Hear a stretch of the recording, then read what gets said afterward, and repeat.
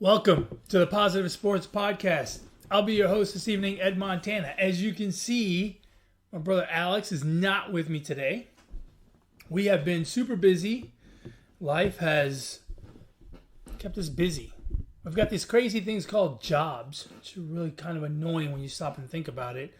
They stop you from doing all the fun stuff that you want to do, hanging out with your friends. In my case, running, playing ball, watching baseball, football, whatever, watching sports. All this work stuff, it just kind of gets in the way. And I know the same goes for Alex. We still manage to watch a lot of sports, amazingly.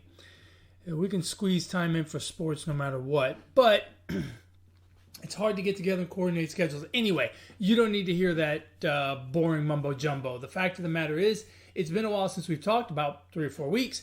And the football season is really moving. We've got 2 weeks left in the football season, so I felt like it was a good time to sit down and chat a little bit about what we've seen, what we're going to see.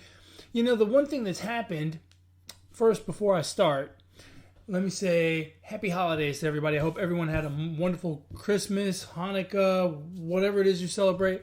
I hope you had a wonderful time amongst family and friends. And if you celebrate Christmas, I hope you were good and Santa Claus brought you all kinds of stuff. I apparently was really good this year because Santa Claus brought me a bunch of stuff. So take that for what it's worth. Obviously, Santa Claus knows who's good and who's not. I am good. Everyone else is evil. Not everyone else. But I am definitely good. I am one of the good guys. Anyway, back to football. Let's talk football. One of the interesting things that's happened this season, it's really been a whirlwind of a few weeks. It's been crazy. The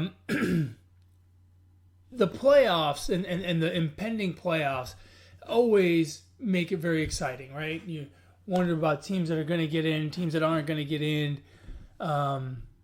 You get towards the end of the season, you got teams playing for home field advantage. Well, a number of big changes this year have made it even more exciting, which I didn't think was possible. They added one team, so now instead of 6, we get 7. That inevitably lets more people be a part of the conversation of potential playoff makers. But the extra game has really added some drama. It's made for the season's 1 week longer, and it's kind of drawn out this playoff push process because even when teams were 13 games in, you still had 4 games to go, which is quite a bit to, kind of be a mover and a shaker in terms of where you are in your division or in your conference in order to make a playoff spot.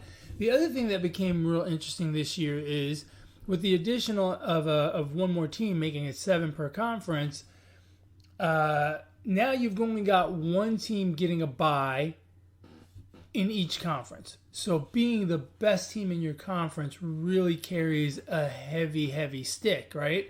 That week off is super valuable. It lets you, heal up from some nagging injuries.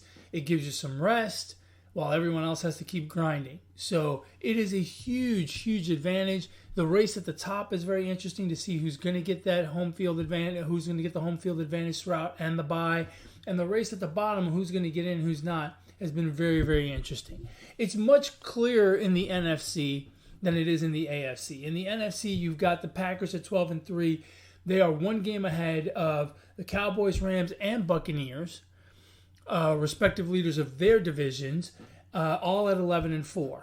So the Packers are in the driver's seat. They've got 2 games left.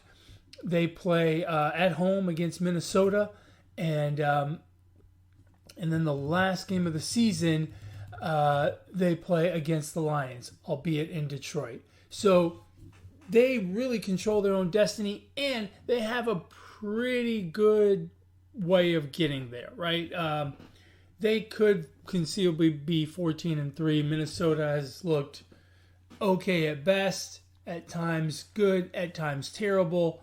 At the end of the day, they seem to be a somewhat average football team. And the Lions are eliminated and playing out the string. So the Packers really control their own destiny.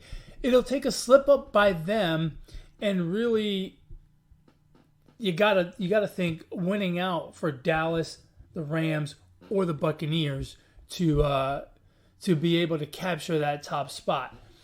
All three of those teams look to be well in control of their division. If I'm not mistaken, the Buccaneers and the Cowboys have won their division already, as have the Packers, obviously.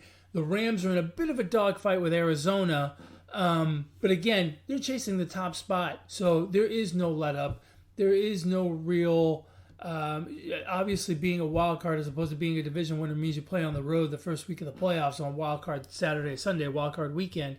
But they're trying to get the top spot, so it kind of doesn't matter that they're in this dogfight. They have to go to Baltimore this week, and then they finish out the season with the 49ers. So they do not have it easy by any stretch of the imagination. In fact, it may be tough. It's going to be tough for the Cowboys as well. They host the Arizona Cardinals this week and then finish the season at Philadelphia, who's fighting for a playoff spot. So it's not going to be easy for any of these 11-4 teams to win out the last two games and really put the pressure on the Packers. The Packers really look like they're in the driver's seat. Tampa Bay has a little bit easier. They go to the Jets this weekend and finish off the season at home against the Panthers, whom they just beat this past weekend in Carolina. So they have it a little bit easier. There is some pressure on the Packers from the Buccaneers, but the other two teams are really kind of fighting for their, the Cowboys are not. The Cowboys are fighting for seeding as well, but they've got it tougher than the Buccaneers, certainly. It's after that it gets dicey, and actually, it's not exactly after that. Arizona's at 10-5. They've clinched a playoff spot. Now, they could win the division and host a game on Wild Card weekend, or they, at the very worst, they're going to be a wild card. They're probably going to be a very high wild card, but they will have to go somewhere. They'll have to go face the Rams or the Buccaneers or the Cowboys. My guess it'd be either the Rams or the Buccaneers, the Rams or the Cowboys, just because they've got the tougher road to hoe at the end here. I could see the Rams splitting. I could see the Cowboys splitting these last two games. And I think the Buccaneers are going to win out. And I think the Packers are going to win out. So right now I'm thinking Packers 1, Buccaneers 2, and then Rams and Cowboys 3-4. And, the Cardinals look pretty solid to be that top wild card team. They could conceivably win the division, in which case they would host a game wild card weekend. So they're in. Now, after that is where it gets dicey. There's 2 spots left, and there's 6 teams competing for those 2 spots. Now, let's start at the top of that group. San Francisco and the Eagles, both 8-7.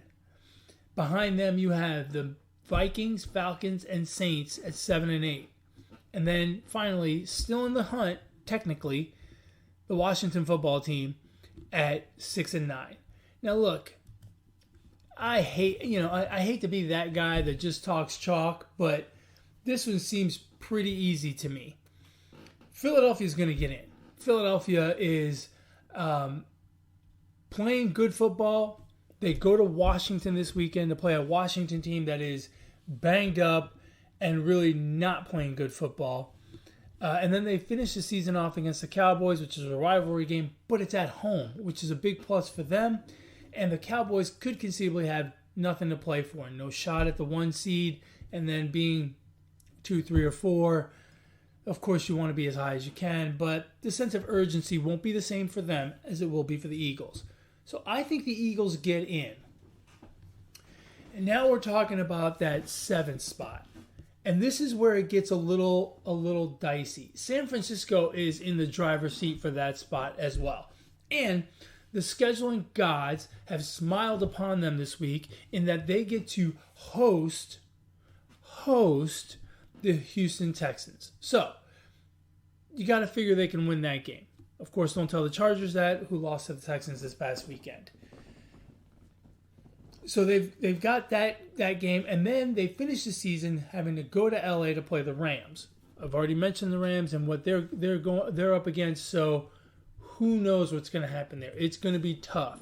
But it looks good for them to at least go 1-1, maybe 2-0. Here's the problem. Here's the rub with the 49ers. News out of San Francisco yesterday is that Jimmy Garoppolo has a torn ligament and a fracture in his thumb. Now, whether he's going to play through that or not, that's an issue. That's a big issue for a guy who has not had the most stellar season, for a guy who has struggled a bit at times with passing accuracy, for a guy who really is on a bit of a hot seat in terms of, is this guy going to be our quarterback going forward? So, while the Niners are in the driver's seat, they currently sit at 6, which means they hold some tiebreakers. It's not looking easy. In spite of being the 6th seed right now, firmly in the playoffs, and having to play the Texans in San Francisco this weekend, it still looks a little dicey to me for the Niners. You go a little bit further down, you've got the Vikings, Falcons, Saints, all at 7 and 8. Look, the Saints, I think we can go ahead and say the Saints are not going to make it, right? The Saints get to play at home against Carolina this weekend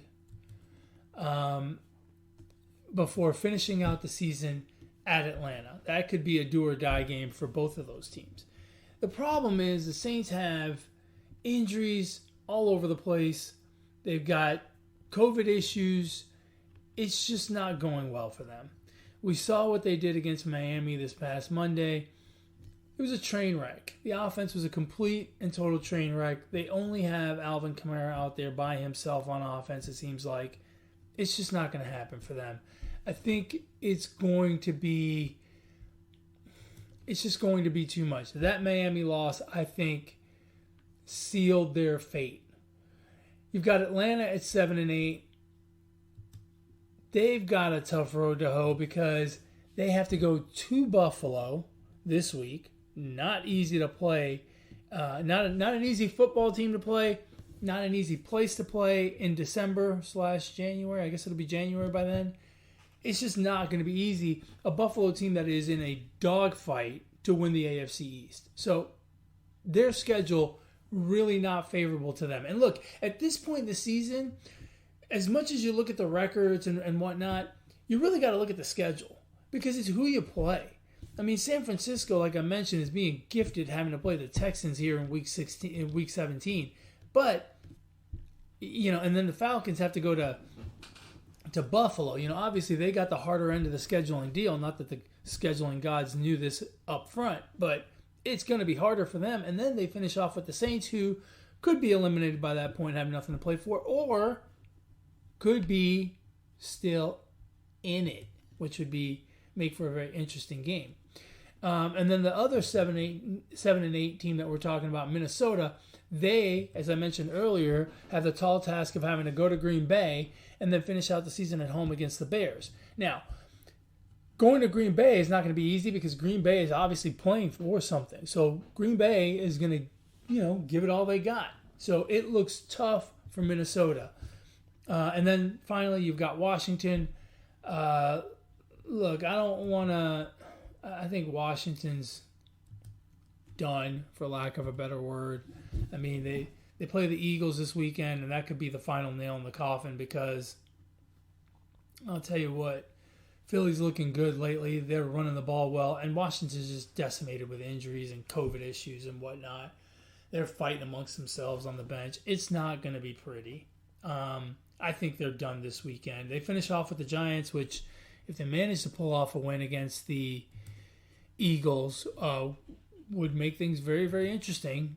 But I just don't think it's going to happen for them. I love the way the NFL has made the last week, almost even the last 2 weeks, just divisional games. It makes it really, really compelling from a scheduling perspective. Obviously, there are some games that go across conferences, across divisions and even across conferences. But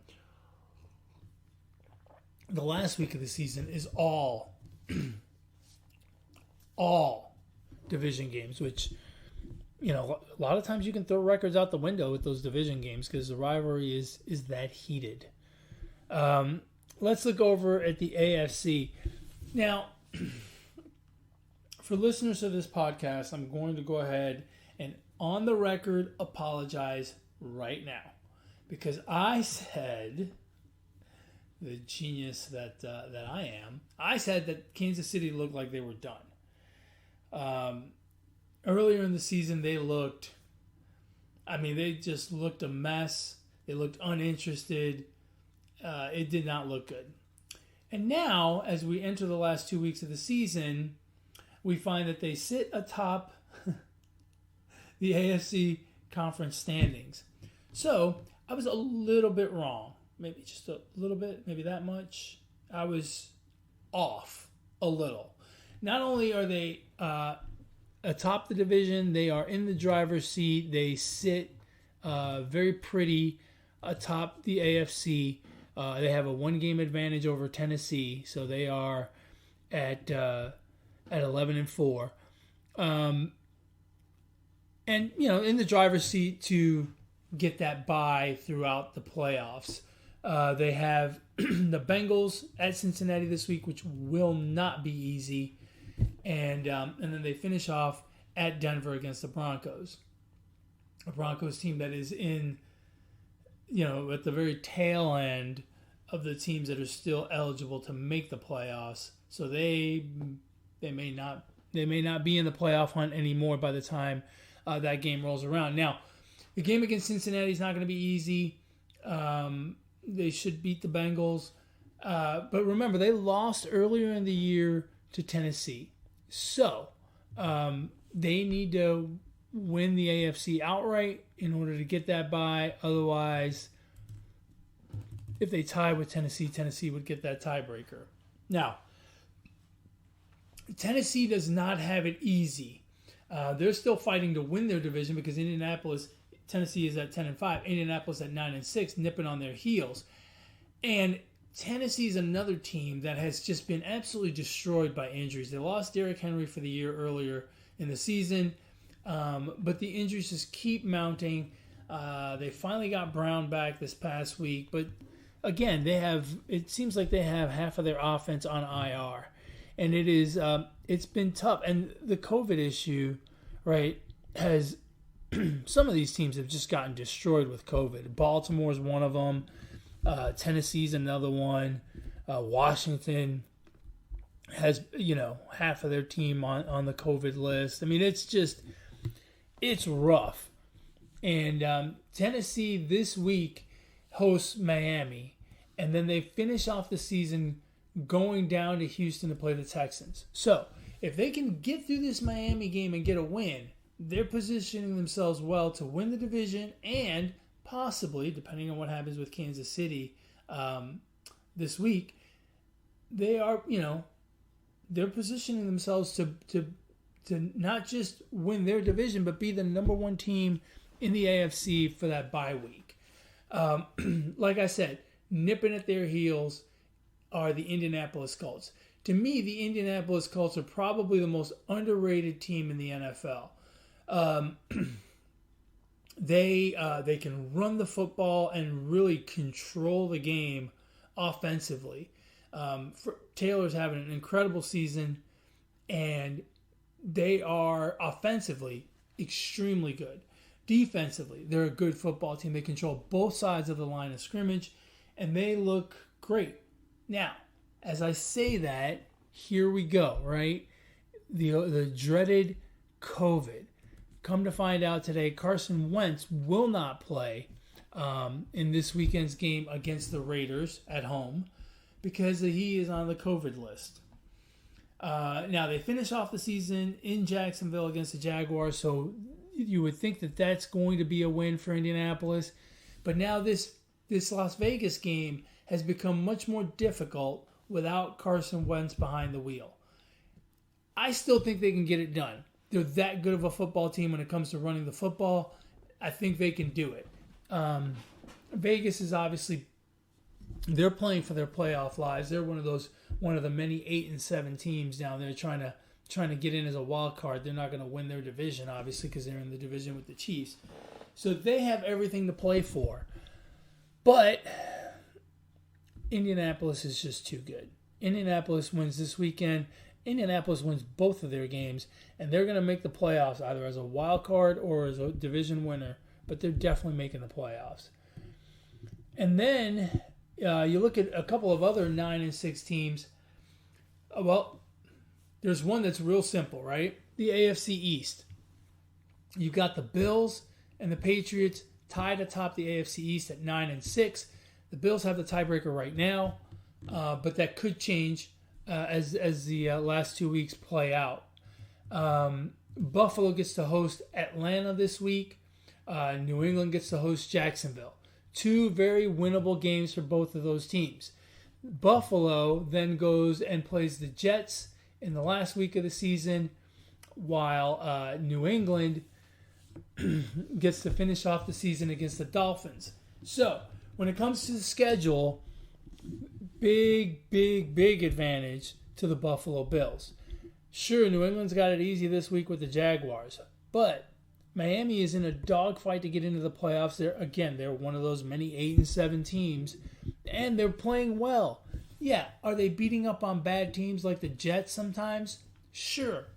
Did they get a bit of a gift by having half of New Orleans be on the COVID list this week when they had to go to New Orleans and play them? Yeah, sure. But the fact of the matter is, they're winning the football games that they have to play. They're winning the games on their schedule. So while not in an impressive list of teams that they've beaten, the fact of the matter is, they've beaten them. This is a team that started 1-7 and now has ripped off 7 straight, and if I'm not mistaken, probably in the driver's seat for one of those playoff spots. Now, the end of the season here is not easy for them. They have to go to Tennessee, and they have to play the Patriots. So it's not easy. But remember this. Early in the season, the Dolphins beat the Patriots in New England. So do not sleep on the Dolphins. I'm sure you have over the last 7 weeks thought, ho-hum, the Dolphins. But they're playing good football. And most importantly, they're staying healthy, right? So they're playing the games, they're playing the teams that are put in front of them, and they're winning those football games. Flores has done an excellent job with that team. Tua looks like he's maturing into the role of leader, into the role of an NFL quarterback. And you can't sleep on them. They've beaten the Patriots once. They could beat them again. It can happen. Obviously, I think Buffalo and New England both get in. I think Buffalo is in the driver's seat when it comes to winning that division, but New England will get in as well. And then let's look at the AFC North. The Bengals lead that division at 9-6. You've got the Ravens, who the most impressive 8-7 record this year out of all the teams that are 8-7 are the Ravens, because they have the injury list for the Ravens is probably longer than their roster list. Their list of inactives is probably longer than their list of actives.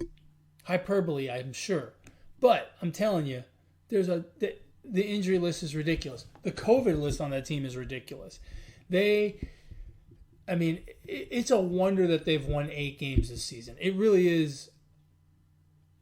It's amazing. I mean, when you stop and think about it, and, there have been games where John Harbaugh just made kind of a silly decision in one of them and kind of gave a game away. And, it's amazing that they're 8-7. It really is amazing that they're 8-7. They're still in it. Pittsburgh is 7-1, and then the Browns are 7-8. It's the only division without a team having been eliminated. Well, no, I guess the AFC West technically has a team that has not been eliminated. Well, the AFC North is the only division where no team has been eliminated and nothing has been solved. All 4 of those teams can win the division. All 4 of those teams can be a wild card, and all 4 of those teams can miss the playoffs. That is a competitive balance right there. The Bengals look great. And let me tell you something. Joe Burrow is looking every bit the part of an elite NFL quarterback. I really like what I see in that guy. He moves around in the pocket well. He reads defenses well. He's very calm, very cool, very collected. He does not get rattled by the pressure. He seems to really be shaping up to be an elite NFL quarterback. I realize he's got a ways to go. I get it. He's not there yet. But is he on his way? Absolutely. The Bengals host the Chiefs this weekend, which should be an incredibly interesting game for them. And then they finish out the season with the Browns. Look, here in the AFC North, the schedule means everything, right? Because they're going to have to play each other. So everyone kind of controls their own destiny. The Browns play on Monday night at Pittsburgh, and then they play Cincinnati at home. So, look, they could very easily win both of those games. Well, not very easily, but they could win both of those games, be 9-8, and maybe even win the division at that point, right? Obviously, some stuff would have to shake out for them. But everyone controls their own destiny. Cleveland has looked very up and down this year. Some of it has been COVID. Some of it is just the inconsistency of Baker Mayfield. Baker Mayfield's a good quarterback. I just don't know if he's going to be consistent enough to be that guy. The guy that takes you to the promised land. And I don't know that I trust him come these last two games of the season, especially in the case of Cincinnati, who will obviously have everything to play for. Pittsburgh is a different story in and of itself, right? Pittsburgh is 7-1. That tie with the Lions is funky. It's going to mess something up. It's not going to make it real easy to figure this out. They play the Browns this weekend at home, and then they have to go to Baltimore for inevitably a tough game with the Ravens. That's not going to be easy. So Pittsburgh's another team I don't trust. Big Ben is obviously on the downside of his career. He just doesn't have the physical capabilities that he used to have. He doesn't. He was never very mobile. He comes down easily. Before he was a truck, you couldn't bring him down. But now, sacking Big Ben's not that hard to do. He's just, he's struggling to be a high caliber NFL quarterback at this point. Obviously, he has been for very many years, but he doesn't. He's just not that guy anymore. And Pittsburgh, as a team, is just not good enough to overcome that. I wonder if over the course of two tough games, if he's going to be able to, really do what he needs to do for this team to advance. They have to go 2-0 at 7-1. They pretty much have to go 2-0. I don't know that he can do it. Baltimore, obviously, is the other team in that division.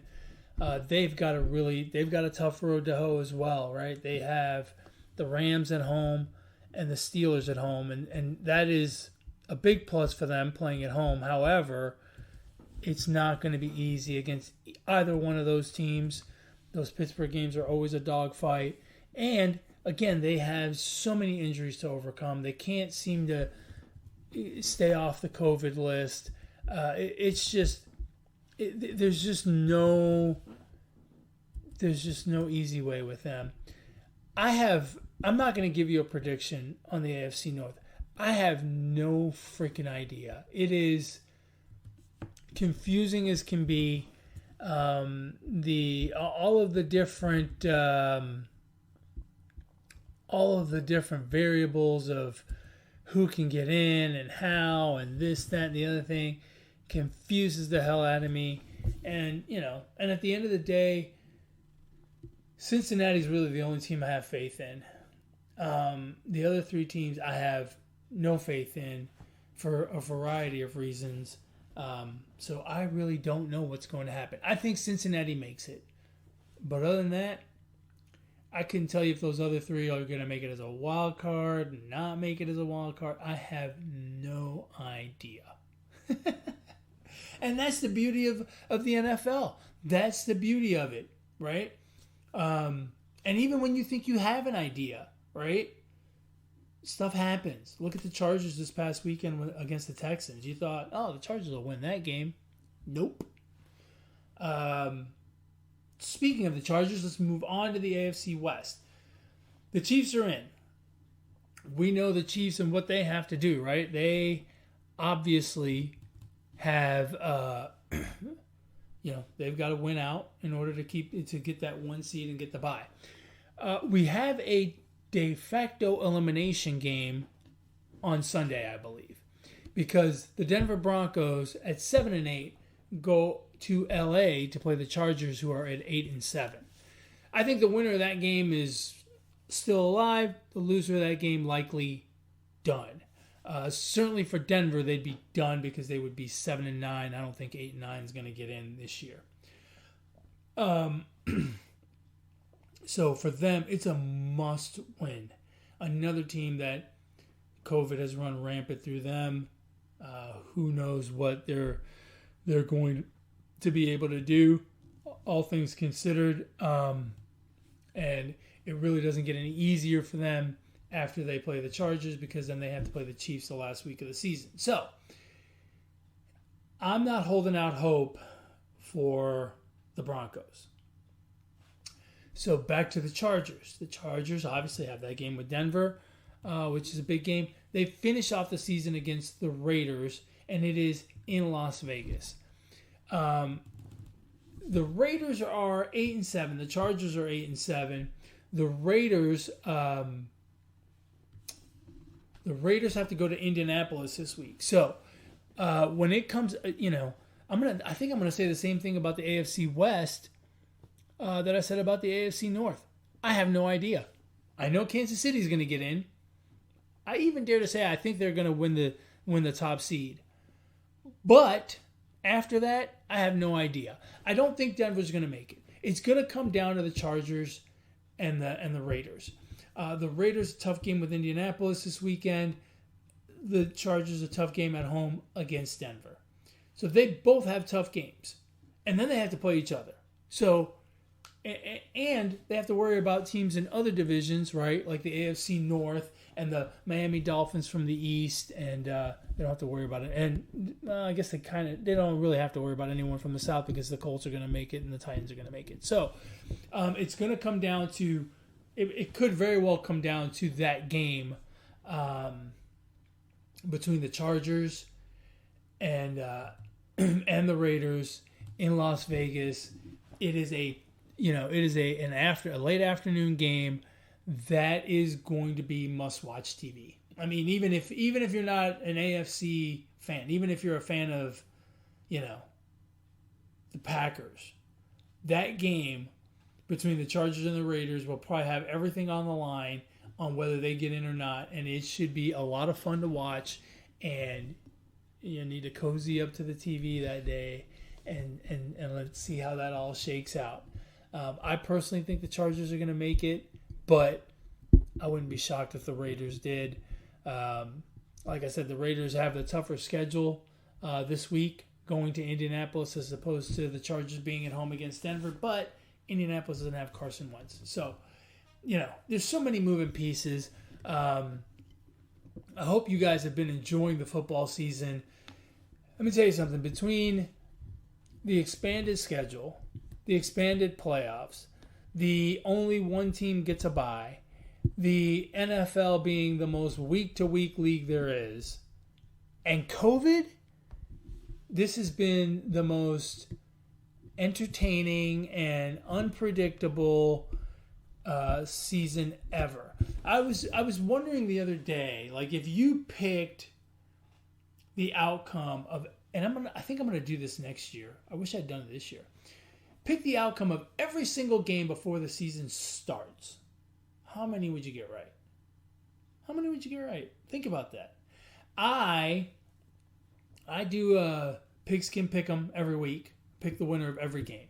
I'm at about 60%, which, quite frankly, is a miracle considering the way the season's gone with injuries and COVID. I'm at 60%. If I did this before the season started, I don't think I'd make 50%. I don't think I'd even come close. I think I'd be in the 40s, low 40s. I'll be curious. I think I'll try that next year. And put that on my to-do list for 2022.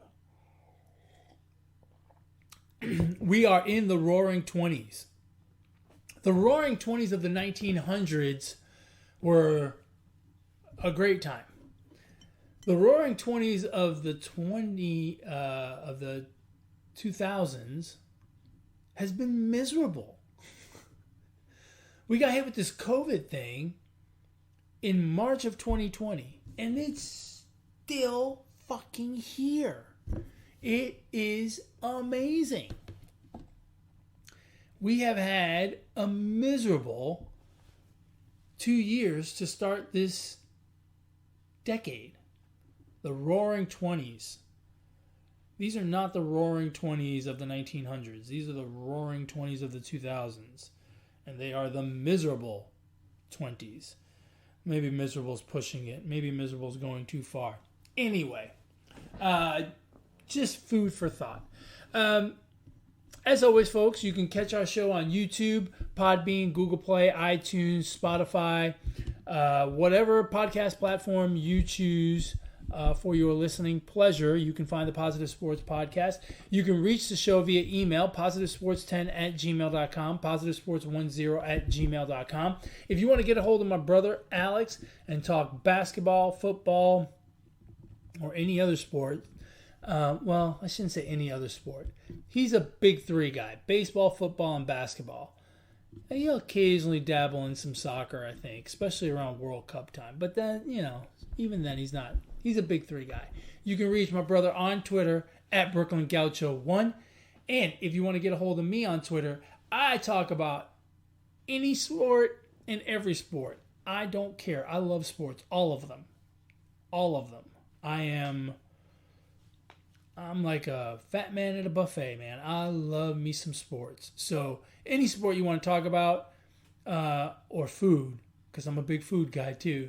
If you guys go on my Twitter, you'll see I made some superhero muffins, they're called. And look, I'm not a baker, but they were delicious. Delicious. I was shocked. I was absolutely shocked, but they were delicious. Trust me on that. Food, sports, whatever, on Twitter. You can reach me at eMontana21. That's all I have for now, folks. Hey, look, the weekend is coming up. It's not that far away. I may have another show for you before the weekend's out. Who knows? Things change so fast in the NFL. May have more to talk about. I don't know. But whatever you do, stay safe out there. Stay away from the vid. Okay? Don't catch any COVID. I hear that's a bad thing. I don't know much about infectious diseases, but stay away from COVID. Stay away from the flu. Don't catch any of that stuff. Don't catch anything. Screw it. Stay safe. But, as always, folks, be the positivity. Ignore the negativity. Peace.